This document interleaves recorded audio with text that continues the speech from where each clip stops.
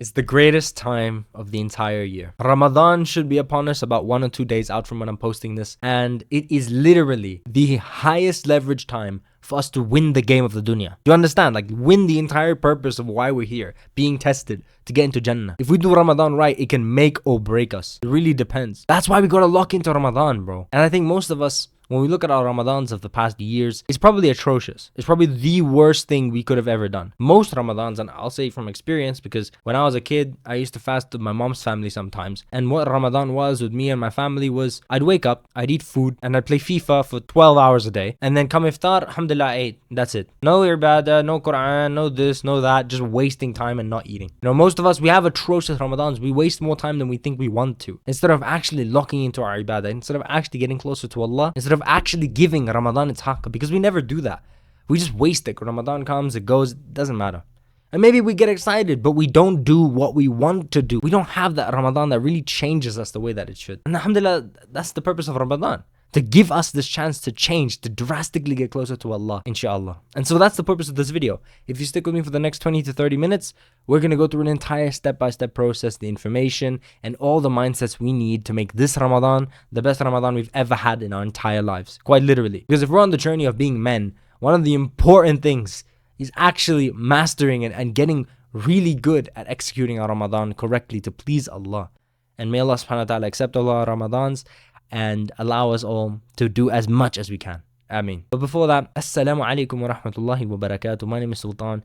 I make videos for brothers who want to progress in the Deen and Dunya on the journey of becoming a man. And at the Sultanate, we make videos literally just to educate you on how to destroy weakness and sin so you can achieve in the Deen, the Dunya, and the Akhirah. And so, if you're on that same mission, you want to destroy weakness, you want to destroy sin, you want to become a man, and you're on that journey progressing in Deen and Dunya, subscribe Insha'allah. And if you want some more value from me, I'm in the process of filming a haram habits course that I'm super excited about. It's just an entire 10x step-by-step guide talking about how to destroy the haram habits that chain us. So if it's out, it's down in the description. For now, there's probably some news about what's going on with it and how it's being filmed, edited, etc. And Insha'Allah will come out soon. I'm super excited about the project. Thank you so much for listening. With that said, also just don't forget, if you want, please donate. There's links down below to help Muslim brothers and sisters. And with that said, let's get into the video. Chapter 1 is the mindset for Ramadan. The first point is that we're all fidget spinners. How was your last Ramadan, bro? Really, if you saw what you aimed to do in Ramadan, did you actually achieve it? Or did you just fall short? Did you not really do it? Did you give up halfway? Because when I look at my Ramadan of 2024, as much as alhamdulillah I went to Umrah, bro, it was amazing. But when I look at when I was back home, when I was even in Umrah, what the state of my heart was like, what the state of my ibadah was like, it was nowhere near what I wanted it to be. It was atrocious, bro. I probably, and you can relate with how bad yours was. Like as much as I maybe didn't waste time, I didn't do as much ibadah as I wanted to, at all. Like I didn't do much, if not any sunnah salahs. I barely went to the masjid like at home when I wasn't in, Masjid al-Haram, and I was barely doing tahajjud. Like that is not the type of man that I want to be, and I don't think it's the type of man you want to be in terms of the way that your Ramadan goes. Today's Ramadan is so taken away from its purpose, bro. All Ramadan is these days for most Muslims is it's just a time to not eat, not drink, and we don't do most of the haram. That's the ummah, at least in general. As an ummah, we don't take the opportunity truly to get rid of this haram habit, not just stop it, to get rid of it, to come closer to Allah, to genuinely leave this evil. And that's the purpose of it. We're supposed to be this transformation. God forbid, we even do haram in Ramadan, bro. Because of our nafs, they're dirty. Our problem is our nafs, man. Shaitan has been spinning us in a direction, doing haram, doing this, lahu, etc. That when he leaves, our nafs are bad enough. Our nafs are so dirty that it literally, bro, haram Ramadan, bro. Haram, that's crazy. Like the deepest, I've heard of people going to parties in Ramadan, bro. A'udhu billah. What is this, man? You're fasting and then you go to a party. What is this, man? Man, this is the state of the ummah. And it's the state of us, maybe in an exaggerated form. But the amount of time we waste, bro. Video games all day. Come on, bro. We can do so much better. We have to stop being these little fidget spinners that Shaitan, he's having a rest, bro. Shaitan's on vacation. Because he knows that what he's made of our nafs is so useless and evil and just wants pleasure and evil. That's it. And so that's why we genuinely have to lock in this time. We genuinely have to change the cycle, because every time we go to Ramadan, it's this problem where our nafs are so dirty, our nafs are undisciplined, we can barely do what we want to do. Maybe we get to do some tarawih, some tahajjud, but it's not to a level that's permanent, And as well as we just don't do it, we don't stay consistent at all. And so that's what I want to change, because Ramadan, again, it's this opportunity of transformation, bro. Like the Sahaba, they loved Ramadan. I don't think we even love it like that. Maybe some of us do, alhamdulillah, but it's not the same. And so that's what we're going to do the next part. We're going to stop being fidget spinners. We got to lock in. We got to stop letting our nafs take a hold of us. We got to stop wasting our time. We got to get serious. And that's the second part, the iron Ramadan mindset. And we're going to use the Sahaba as an example, because who else would we take from? When we look at the Sahaba's Ramadan, it was not playing video games. It was not wasting time. It was not feasting until you can't even do Maghrib Salah. You could not going to the masjid. It's devoting as much as they humanly can to Allah subhanahu wa ta'ala. The first point of their mindset in terms of Ramadan was that we don't just fast from food and water. I mean, the amount of gossip and backbiting I hear in iftar is crazy, bro. SubhanAllah. It's not just from food and water. And the moment that the Maghrib adhan goes, it doesn't mean we just do haram, right? I'm talking about as an ummah, but in terms of us, we maybe have a problem with our anger. Maybe we argue too much. Maybe we idle talk too much. Even just a little bit. Try your best really just to get so streamlined, so zeroed in on what matters, and just get rid of what doesn't. Arguments won't matter in Ramadan, bro. Even use this time, even for me, I'm going to focus on like forgiving more. You know, like, or even getting rid of this ghadab in my heart and anger and hatred in my heart. Let's use this as the opportunity to fast from this, to not think about this, to deal with things better, you know, and just get rid of the idle talks and the gossiping. And when people are doing that, try your best to distance from it. I know it's a family thing, but yeah, this we're not just fasting from food and water. We're fasting from all evil, all useless, all bad things. And I think that most of the ummah doesn't get that either. Second point is that the night is a superpower. Most of us, you know, I wouldn't say every single one of us is so consistent in the nighttime, because our goal is to be consistent in the difficulty. Tarawih, at least maybe for me in the West, it was never a big thing in my family. Like, I didn't even know it was a big thing. Like, I probably, as a kid, when I think about it, probably once. And all I did was play rock, paper, scissors in the back with my friends, right? I didn't really, it was never taught to me like that. But the nighttime, bro, the Sahaba took the nighttime so seriously. I don't even think all of us do tahajjud every single day during Ramadan. That's crazy, bro. That's what we should be doing. We should not be wasting the time. The Sahaba used to give their devotion at this time, man. This is the time where you can ask for forgiveness for everything. This is the time where you can get as close to Allah as humanly possible. This is the time where you can soak in the Quran with Tarawih.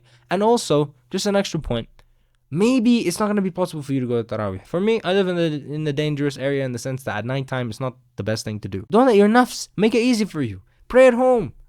Tahajjud, just 2 rak'ah every single day.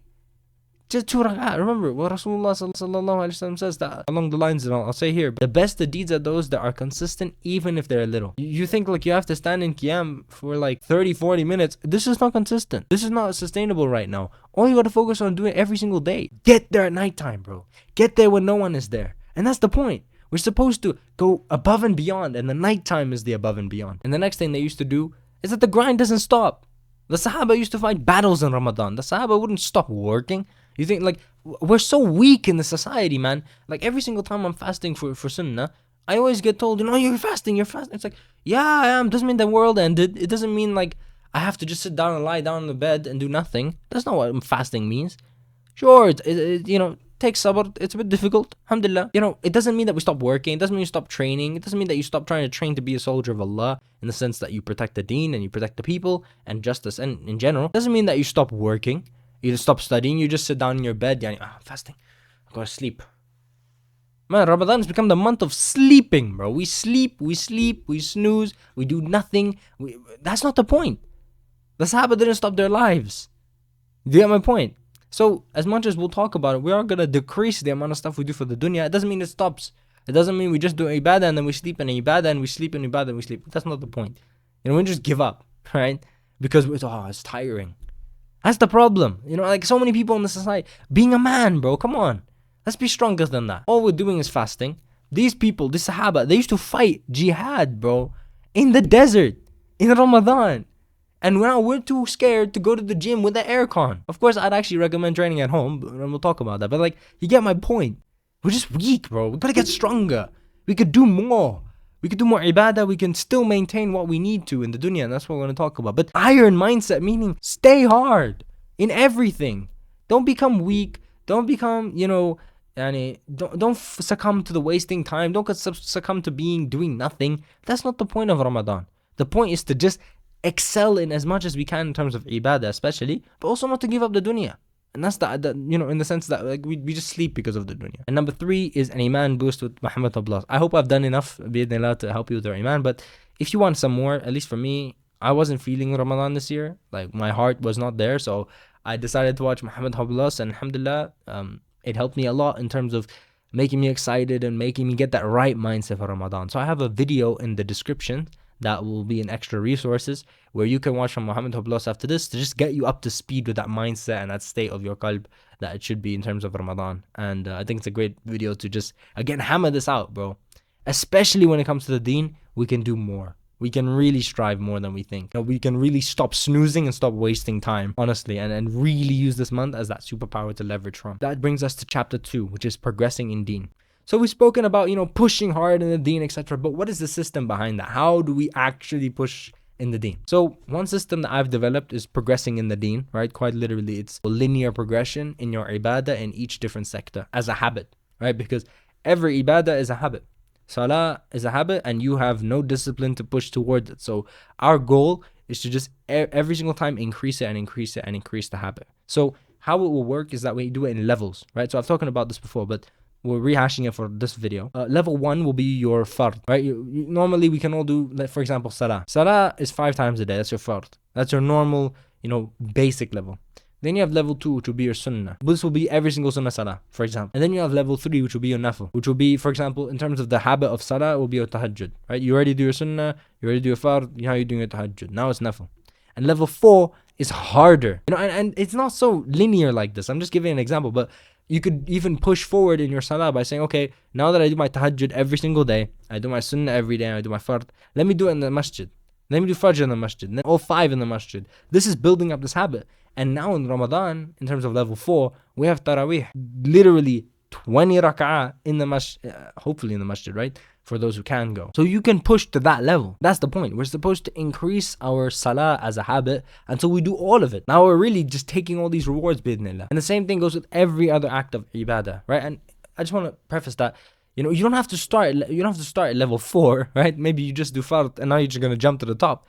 It really depends. You got to do what's on your level. And I'm going to explain the levels again in terms of your level. Because again, my level system is not your level system. Your habit of ibadah is not mine. Your experience with the Quran is not mine. We all have different levels of experiences here. We just got to push at what we can do. So level 1 will be like your basic.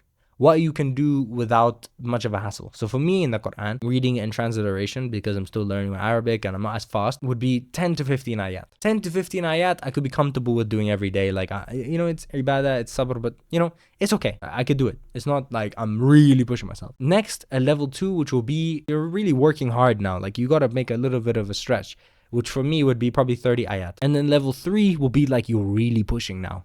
Like you're really trying now. For me, it will be a juz. Just a day, that would be like me really pushing myself. And then level 4 would be like max push. Like I could not physically do more than that in a day, which would be 2 juz a day. I really believe I could push myself genuinely, but I don't know if I could do more than that in terms of recitation.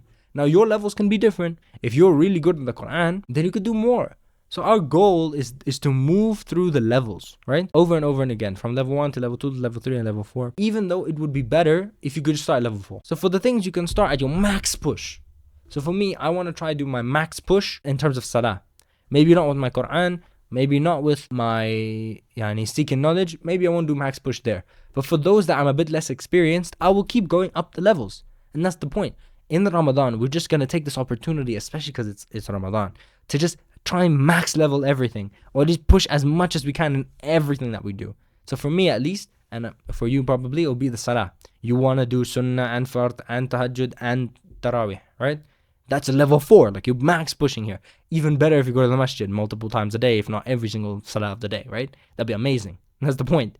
Like imagine that. That's the type of ibadah that we should have, bro. That's the type of devotion we should have. That's the point. Muhammad Abdullah said this in this video. He's like, what are people celebrating in Ramadan, bro? We don't eat, and then iftar comes, we're all celebrating. Are we celebrating being hungry? Like, that's not the point. The point is that we're supposed to celebrate, like, because he's explaining it like this, right? And it makes logical sense. That you work really hard. You're on that grind during the entire of Ramadan. You do your ibadah. You fast. You give up for the sake of Allah. You sacrifice for the sake of Allah. You get rid of the haram habits. You fight really, and you push against your nafs so that when you get to Eid, it's a celebration. So now you've made a transformation of yourself. And that's the point. That's the point. And so this system allows us to analyze ourselves. Again, analyze your basic, analyze your working hard, analyze your pushing, and make a system for you. With every single act of ibadah, seeking knowledge, Quran, tafsir, salah, write level 1 to 4 for what you have.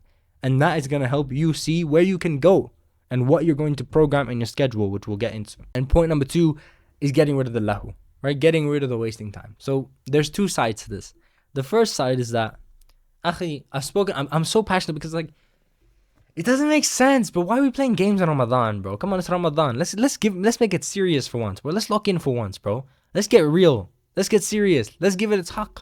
Let's stop wasting time this time. Let's not do it like we always do. Let's just try one time. You get my point? You know, let's not have another Ramadan where you video game spree for 8 hours a day and you don't even remember what the point. You don't even remember the last 10 days. You've just been playing Fortnite all the time. That's not the type of Ramadan we want, bro. Just get rid of the social media. Get rid of the TV. Get rid of the bad habits. Get rid of the haram habits. Let's take it seriously. Stop wasting time. Stop talking about things that don't matter. Now, the second part is that we all have this dream Ramadan. And I'm a realist. I'm going to tell you the truth because I love you for the sake of Allah. And I don't want you to fail. We have this dream, some of us, we have this dream where we're like, yeah, I'm going to get rid of all the lahu, I'm going to get rid of all the haram, I'm going to do this, I'm going to do that, alhamdulillah. And I really, wonderful intention, may Allah reward you. But will you actually? Do you know how much of a monster our nafs are, most of us? Yani you're trying to sell your nafs, you're going to say, hey, nafs, I've been feeding you pleasure and haram the entire year. Now I'm just going to absolutely lock in ibadah, let go of all that, and you just have to deal with it. Your nafs are going to roar, habibi. It's not as disciplined like that. You can't just jump ship. So most of us will think we're going to have a dream. And for the first 10 days of Ramadan, alhamdulillah, you're really disciplined. But then you make a mistake and your nafs, they latch onto you when you really don't have like the strength. And then boom, the next 10 days, you're just wasting time, whatever. You get lost because you have this fake expectation of Ramadan that you're going to be able to just not waste time, not even a single second of Ramadan. I wish that was true. Most of us will not have the nafs for that. And I pray that we will one day. But here's the way we're going to get through this. 6 out of the 7 days of the week, get on the grind. Get on the grind, fulfill your schedule, like, you know, do your ibadah, do what you need to do for the dunya, don't be weak, get on the Ramadan grind, lock in, wonderful. One of those days, don't be upon the grind. Don't be upon a schedule, just have a chill day. And I would hope that you, and of course don't do any haram, I would hope that you at least, like you use that day to call family, to have fun with Muslim friends. Like you go to the masjid, you guys talk, maybe you have tea, maybe you go to the house. Use this time to, you know, you can even go visit the masjid in a calm manner. You can, you know, drive around, be with nature. I don't know, anything that's chill, right? Try your best not to make it an entire video game spree, but if that's what your nafs want, bro, I would rather you have one day where you waste your time. You still, Insha'allah, do it in the masjid, all your 5 salah, and don't give up your fard salah, don't give up your fasting. That's not what I mean. At least one of those days, okay, you can have your video games free on a Saturday, you know? But every other day, you're on the grind. I'd rather you waste 4 days instead of 15 days. Because I don't want you to get midway Ramadan, your nafs take a hold of you, you lost the plot, you're never coming back. You know, I don't want that for you. I want you to be, and that's the point, our nafs are not that disciplined yet. So what we have to do is have the discipline to be undisciplined. So give yourself that day, say, nafs, I know you're angry at me on Wednesday, I'll give you Saturday, huh? You little dog. And when come Saturday, throw the little bone for the stupid dog. It's going to do its thing. And then come Sunday, you rake it in again. Treat your nafs like a dog. Come on. Take your food. Come here. It's my time again. Time to work. That's what we can do. Because getting rid of the lahu, you think it's going to happen like this, bro. It's not going to happen in one day. And I hope it will. You know, I really do pray to Allah, make it easy for you. It's probably not going to happen in one day. These are habits that you've built over an entire year, even more. So you want to get rid of all of them like this because you keep watching videos that are motivating, alhamdulillah. But practically, what's going to happen to you? You're probably going to get rocked by your nafs. So give it its day. Tell it, no, on Saturday, do whatever you want in terms of games. But play FIFA, I don't care. Fine. If that's the worst, I really hope you could do something else. Try your best to, and I think after so many days of Ramadan, you probably won't want to, but don't give yourself this fake perception that you're just going to give up everything. You probably won't. So grind 6 days, 1 day, fine. Give your nafs your day. Best if you don't, but if you need to, okay. And chapter 3 is schedule guidelines. So there's a few principles we're gonna follow, and I left a template to an open schedule, so you can just write out what you want in terms of Ramadan.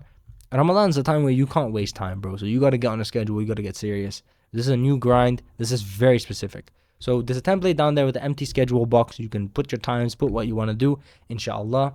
It's completely free, trust me. It's in extra resources again. And it's going to be based on a few principles. So I made a draft. I'm probably going to change it a little bit. But it looks like this. It looks like that. I'm not going to go through it.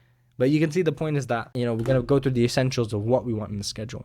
So in a normal schedule, you'd be doing everything. And you'd be pushing for progress and everything. But what we want to do, especially now, is to prioritize the deen over the dunya.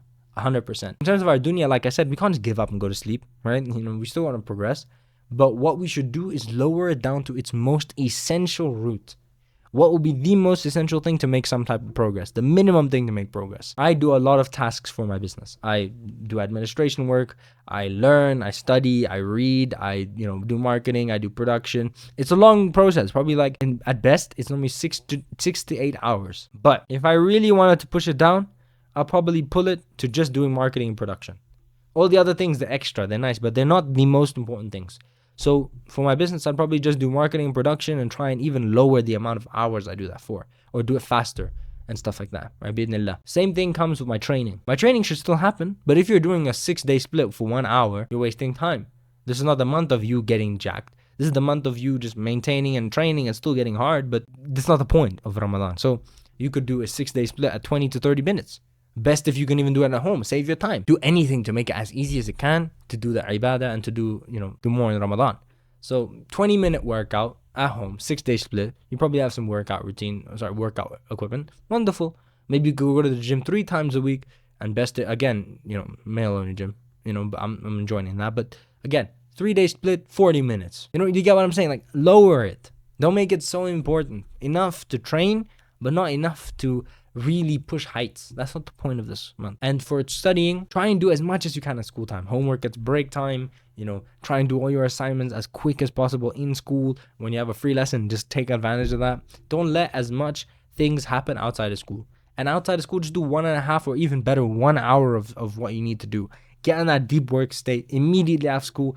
Take off your shoes, get on the desk, 1 hour, bang it out. So that at that point, you just do everything else you need to do for ibadah. If you're in exams, just take from after Fajr, let's say Insha'Allah you go to the masjid, let's say 6 a.m. 6 a.m. to 12 a.m., get on the grind. 6 hours straight.